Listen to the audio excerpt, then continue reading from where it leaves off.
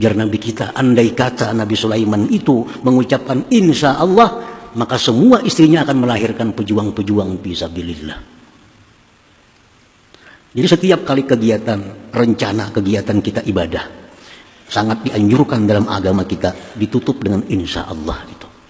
Besok kita punya niat, malam ini punya niat, malam ini punya cita-cita yang kuat, malam ini punya ketetapan, esok sembahyang subuh, duha, sembahyang zuhur, berjamaah, memberi makan orang, bersedekah, berbuat macam-macam kebaikan, insya Allah. Itu akan dibantu oleh Allah.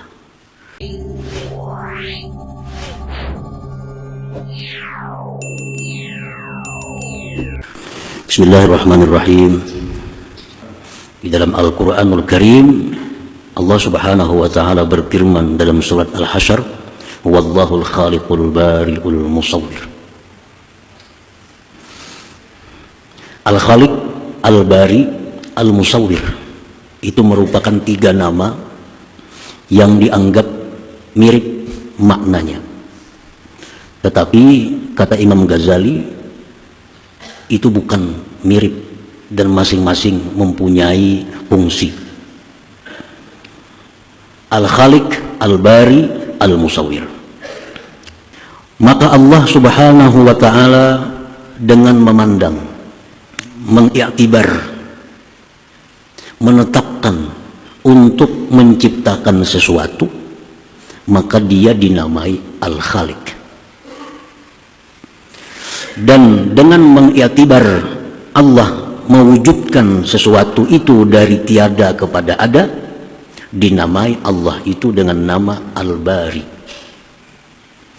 Kemudian membentuk sesuatu itu, merupakan sesuatu itu dengan rupa yang terbaik, itu disebut Al-Musawwir. Jadi apabila kita melihat suatu makhluk Allah, maka itu tidak terlepas daripada Al-Khaliq, Al-Bari, Al-Musawwir. Karena adanya seluruh yang di alam semesta ini itu merupakan mazhar atau penampakan dari nama Allah Al-Khaliq, Al-Bari, Al-Musawwir ini. Para muhibbin rahimakumullah, apabila Allah Subhanahu wa Ta'ala menetapkan untuk mencipta manusia dengan sifat-sifat tertentu umpamanya, maka nama Allah itu adalah Al-Khaliq. Jadi Al-Khaliq ini hanya berupa ketetapan dari Allah untuk menciptakan sesuatu dengan sedemikian rupa.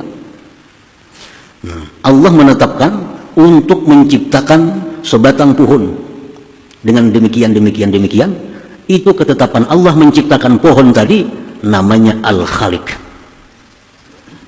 Imam Ghazali dalam kitab beliau Al-Maqsidul Asna menjelaskan, untuk memudahkan paham, beliau bikin contoh, padahal Allah itu maha suci daripada contoh, cuma untuk mendekatkan paham. Andai kata kita membuat satu keputusan, membuat rumah dengan demikian, nah itulah Al-Khaliq. Al-Khaliq jadi hanya berupa satu keputusan untuk menciptakan sesuatu dengan demikian sifatnya, perhiasannya, nah disebut Al-Khaliq. Nah kemudian apa yang diputuskan oleh Al-Khaliq tadi diwujudkan dari asalnya tiada, diwujudkan kepada ada. Nah mewujudkan sesuatu yang asalnya tidak ada itu kepada ada, itulah Al-Bari. Al-Bari. Nah sesuatu yang sudah diwujudkan oleh Al-Bari ini disusun, dirupakan, diperhiasi, itulah namanya Al-Musawwir. Potongan-potongan kita yang macam ini, nah itu Al-Musawwir. Ada rupa macam ini, ada yang hidungnya mancung, ada hidungnya mancung, itu Al-Musawwir. Dan itu yang paling terbaik ciptaan Allah untuk dia. Jadi segala sesuatu yang kita lihat di alam semesta ini itu merupakan hasil ketetapan daripada Al-Khaliq, diwujudkan oleh Al-Musawwir, dirupakan sedemikian rupa oleh Al-Musawwir. Jadi Al-Bari yang mewujudkan, Al-Musawwir itu yang membentuk rupanya.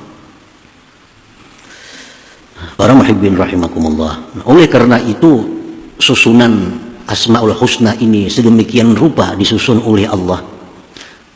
Wallahul khaliqul bari'ul musawwir. Itu kan susunannya demikian dalam Al-Quran. Wallahul khaliqul bari'ul musawwir lahul asmaul husna. Nah, Allah itu Al-Khaliq, Al-Bari, Al-Musawwir. Itu memberikan satu isyarat kepada kita. Kalau hendak membuat sesuatu, rancang sesuatu itu, pikirkan sesuatu itu, lalu diputuskan untuk mencipta, untuk memperbuat atau meninggalkan. Ini supaya kita Al-Khaliq. Nah, rancangan yang sudah ditetapkan itu mesti diwujudkan. Nah, baru diperhiasi menjadi sesuatu yang sangat indah. Jadi nama susunan-susunan Asmaul Husna itu bukan sembarang susunan. Itu semua susunan Asmaul Husna mempunyai makna-makna, isyarat-isyarat yang tertentu dari Allah Subhanahu wa taala untuk kita pelajari, untuk kita gali lebih jauh. Kenapa susunannya demikian? Mulai Allah, Ar-Rahman, Ar-Rahim, Al-Malik, Al-Qudus, As-Salam, Al-Mu'min, Al-Muhaimin, Al-Aziz, Al-Jabbar, Al-Mutakabbir. Susunan itu bukan tanpa arti. Semua itu susunan ada makna yang halus di dalamnya, yang bisa dijadikan pelajaran kita untuk kehidupan di alam dunia ini. Nah, para muhibbin rahimakumullah. Apabila Allah sudah menentukan bahwa mencipta manusia dengan rupanya yang tertentu umpamanya, maka itulah Al-Khaliq. Bila Allah mewujudkan apa yang dia tetapkan, dialah Al-Bari. Bila Allah membentuk, merupakan sesuatu dengan rupa yang sudah ditetapkan, itulah Musawwir. Jadi tiga nama ini hampir tidak bisa dipisahkan. Al-Khaliqul Bari'ul Musawwir. Imam Ghazali pun di dalam kitab beliau, dalam membahas kalimat ini, Asmaul Husna ini biasa Ar-Rahman satu bab, Ar-Rahim satu bab. Nah, untuk ini tiga sekaligus, karena merupakan kesatuan yang tidak bisa dipisahkan antara Al-Khaliq, Al-Bari, Al-Musawwir. Nah, para muhibbin rahimakumullah, orang yang beriman dengan nama-nama Allah Al-Khaliq, Al-Bari, Al-Musawwir, kita beriman nama Allah itu ada Al-Khaliq. Kita beriman nama Allah itu ada Al-Bari. Kita beriman nama Allah itu ada Al-Musawwir. Keimanan kita kepada nama-nama ini adalah wajib. Kada percaya, kafir. Berarti kada percaya dengan Al-Quran. Nah, apabila sudah kita beriman bahwa Al-Khaliq seperti tadi, Al-Bari seperti tadi, Al-Musawwir seperti itu, nah keimanan kita kepada tiga nama Asmaul Husna ini akan membuahkan 1, 2, 3 perilaku kepada kita. Karena setiap kepercayaan pasti membuahkan perbuatan kita. Kita percaya kepada api itu panas, lalu kita menjauh dari api karena percaya api itu panas. Setiap kepercayaan akan membuahkan satu kelakuan. Nah, apabila kita percaya, beriman bahwa nama Allah itu Al-Khaliq, Al-Bari, Al-Musawwir, apa kelakuan kita yang dituntut oleh keimanan itu? Ayyuqaddira fi'lat ta'at wa dzalika bihammiha. Bahwa orang yang beriman dengan tiga nama Allah tadi, dia mesti menentukan akan memperbuat ibadah, akan memperbuat taat, dan yang demikian itu bihammiha, dengan mencita-citakannya, dengan cita-cita yang kuat. Jadi dalam hati kita ini mesti ada ketetapan, cita-cita yang kuat bahwa kita ini hidup untuk ibadah kepada Allah. Itu sudah ketetapan kita dalam hati, sudah merupakan cita-cita kuat dalam hati kita bahwa kita hidup ini adalah untuk beribadah kepada Allah Subhanahu wa ta'ala. Baik secara umum atau lebih baik lagi, ketetapan-ketetapan ibadah, cita-cita ibadah kita itu kita rincikan satu persatu agar lebih banyak dapat ganjaran pahala dari Allah Subhanahu wa ta'ala. Dan lebih baik lagi, ketetapan kita itu disertai, digantungkan dengan masyiatillah, dengan insya Allah. Lebih tambah lagi pahalanya. Jadi kita malang, baik kita beraba, baik kita duduk di kursi, baik kita apa, nah, kita merenung, hati kita bicara, menetapkan kegiatan-kegiatan keagamaan esok hari. rencanakan. Dan itu apabila diakhiri dengan insya Allah, maka apa yang kita citakan malam tadi untuk esok, itu harapan besar akan ditolong oleh Allah Subhanahu wa Ta'ala untuk mewujudkannya. Jadi alangkah baiknya cita-cita ibadah yang kita lakukan di masa akan datang kita tutup dengan insya Allah. Berkat insya Allah itu Allah bantu kita untuk mewujudkan cita-cita itu. Para muhibbin rahimakumullah, di dalam sebuah hadis yang sahih disebutkan bahwa Rasulullah bersabda yang maknanya Nabi Sulaiman bin Daud alaihissalam, beliau mengawini 60 perempuan. Ada riwayat mengatakan 70, ada mengatakan 90. Walhasil Nabi Sulaiman mengawini banyak perempuan. Apa alasan beliau kawin dengan banyak perempuan itu? Karena beliau punya cita-cita, punya niat. Satu orang istri akan melahirkan satu anak yang akan berjuang fisabilillah. Cuma waktu itu Nabi Sulaiman kada ingat mengucapkan insya Allah. Itu masalahnya, kada ingat mengucap insya Allah. Nah, waktu berjalan, semua bini si jin itu tamanang. Tamanang jadi kenapa? Mandul. Kada malah alang 90 bini mandul. Cuma satu yang bisa melahirkan. Yang lahir itu pun anaknya kada sempurna, hanya separuh tubuh, kada bisa apa-apa. Rasulullah SAW Nabi kita bersabda, memberikan komentar terhadap kisah itu. Ujar Nabi kita, andai kata Nabi Sulaiman itu mengucapkan insya Allah, maka semua istrinya akan melahirkan pejuang-pejuang fisabilillah. Jadi setiap kali kegiatan, rencana kegiatan kita ibadah, sangat dianjurkan dalam agama kita ditutup dengan insya Allah itu.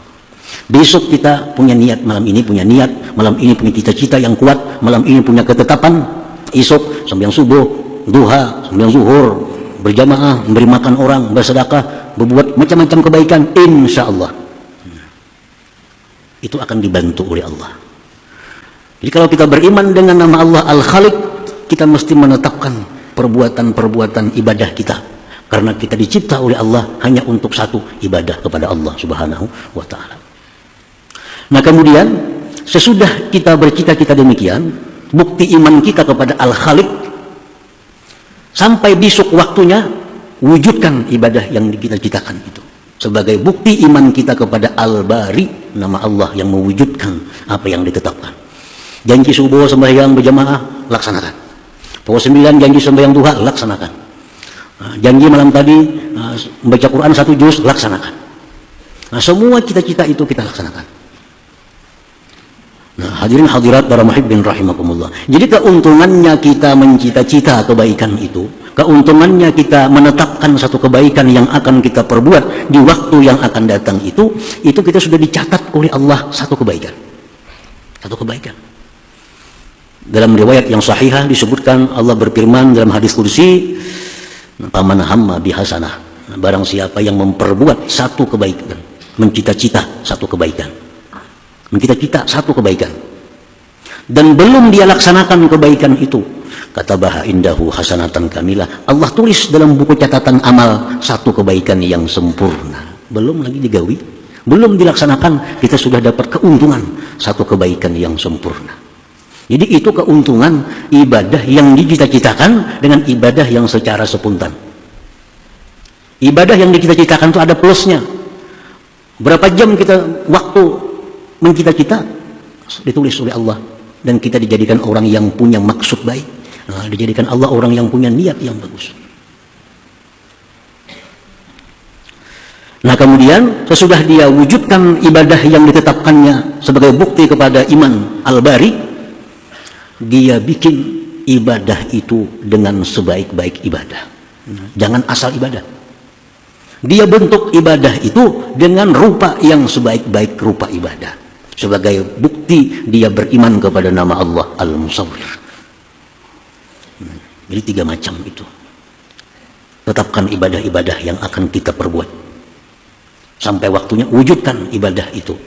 Yang ketiga, hiasi, perbaiki ibadah itu sehingga menjadi ibadah yang sangat baik di sisi Allah Subhanahu wa taala.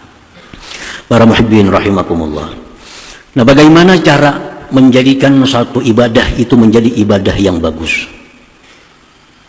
Imam Al-Ghazali mengatakan, yang pertama, ibadah yang kita perbuat ini menjadi ibadah yang bagus bi ikhlasil amal, dengan mengikhlaskan amal. Ikhlas amal ini seperti apa? Ikhlas amal ini kaniyatil imtisal li amrillah ta'ala, seperti dia niat melaksanakan perintah Allah Subhanahu wa ta'ala. Sembahyangnya menjunjung perintah Allah, baca Qur'annya menjunjung perintah Allah, memberi makan orang lain menjunjung perintah Allah, silaturahmi menjunjung perintah Allah, menuntut ilmu menjunjung perintah Allah. Itu amal yang indah, yang bagus apabila kita ikhlasul amal, ikhlas dalam beramal. Nah, yang kedua, supaya amal ibadah kita itu lebih indah lagi, al-ikhlas fi talabil ajr, ikhlas dalam mencari pahala, ikhlas dalam mencari ganjaran. Bagaimana ikhlas mencari ganjaran itu? Qabtighai mardatillah, seperti menuntut, mencari keridaan Allah. Jadi kita beramal karena menjunjung perintah Allah dan mencari keridhaannya. Mencari keridhaannya. Termasuk dalam bab ikhlas mencari pahala ini, seperti dia minta ganjaran kadukhulil jannah, seperti masuk surga. Masuk. Aku sembahyang ini karena Allah dan supaya ke surga. Masuk dalam ikhlas talabul ajr. Atau yang lebih rendah lagi, dia beribadah itu menjunjung perintah Allah li salamatid darain, untuk selamat dunia akhirat. Itu masuk dalam ikhlas talabul ajr.